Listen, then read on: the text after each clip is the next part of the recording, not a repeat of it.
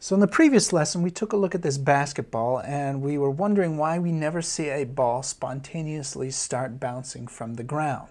The curious part about this problem is that it doesn't violate any known laws of physics. So what laws of physics could it possibly violate if it doesn't violate Newton's 3 laws of motion, the conservation of momentum, or the conservation of energy? We never see it happen, so there must be something that prevents it from happening, and that something is called the second law of thermodynamics.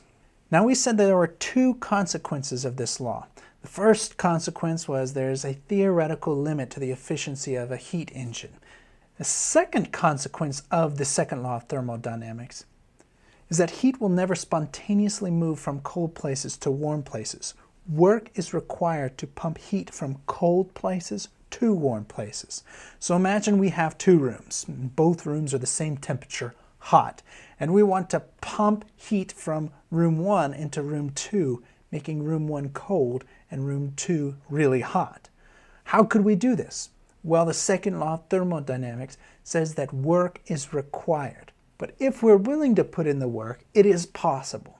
So how could we create something to actually pump heat from room 1 into room 2? Well, we're going to use this principle of compressing and decompressing gases. So if we have a piston filled with gas and we compress it, it will heat up. Then if we allow that heat to escape and release our hand, the gas will expand, decreasing its internal energy and cooling down. It's this principle that we're going to use to build our refrigeration device. So here we have room 1 and room 2, and we have a container filled with gas, which I will just call a refrigerant. Now this is how it works. If we move the container to room 2, compress it so it heats up and allow that heat to escape, and then move the container back to room 1 and allow it to decompress, then the heat from room 1 will move into the container. If we repeated this process over and over and over again, eventually the heat from room 1 will be pumped to room 2.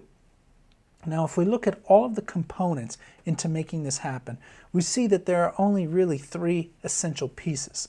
The first piece is some sort of transport medium. So this is the container that is filled with the gas or the refrigerant. The second important component is some compressor. In this example, that hand that compresses the piston plays the role of the compressor. And the third important component is the decompressor. In this case, we have a piston that as the gas expands, it lifts up that piston. If we have these 3 components, we can build some sort of device that transports heat from one room to the other. Now we have 2 rooms, and we build in a compressor that simply plays the role of compressing gases. We also build in a decompressor that does the very same thing except the opposite. If we connect both of these rooms to a set of tubes carrying some sort of refrigerant like a gas or a liquid that becomes a gas, then we have all 3 necessary components. As this gas is pumped through the compressor, it will heat up. And as it heats up, that hot gas will travel through these long S-curves and cool down over time. And when the gas goes through the decompressor, it's going to rapidly cool down.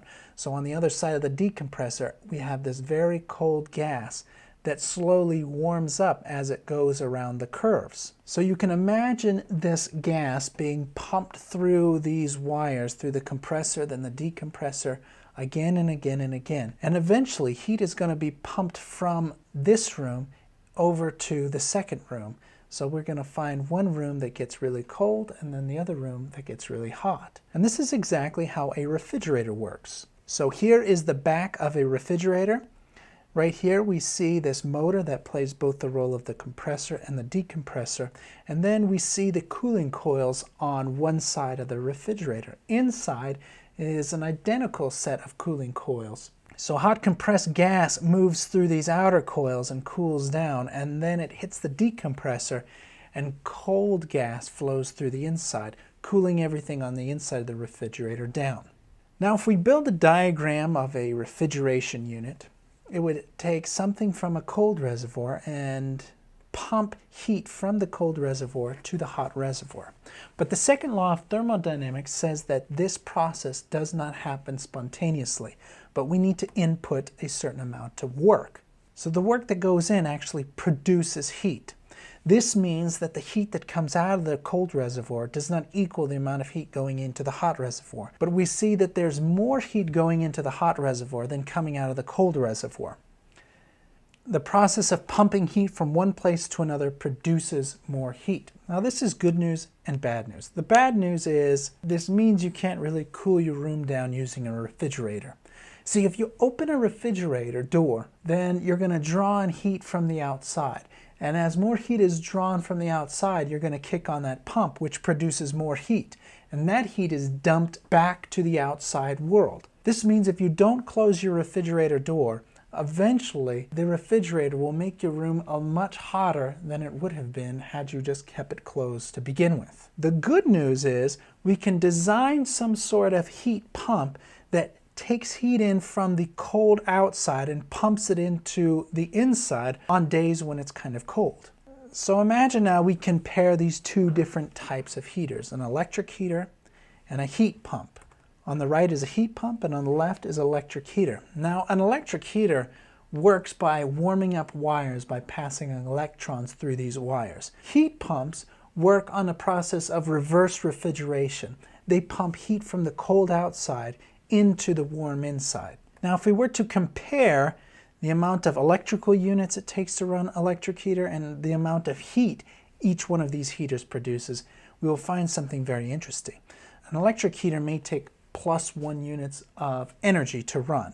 Likewise, a heat pump may take +1 units. But the heat that we get out of an electric heater can only get to +1 units of heat. This is because energy is conserved. The amount of energy that goes into the electric heater must be equal to the amount of energy that comes out. But the heat pump works by different principles. It can actually get more heat out than electric energy is put in.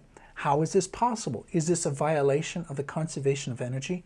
Well, actually no, because the heat that comes out of the heat pump comes from outside. So we get a bonus. We get heat that's drawn in from cold air, and we get the bonus heat that's produced in the process of making this happen. So we find that heat pumps are much more efficient at producing heat than an electric heater, and something that should always be considered when designing an energy efficient home.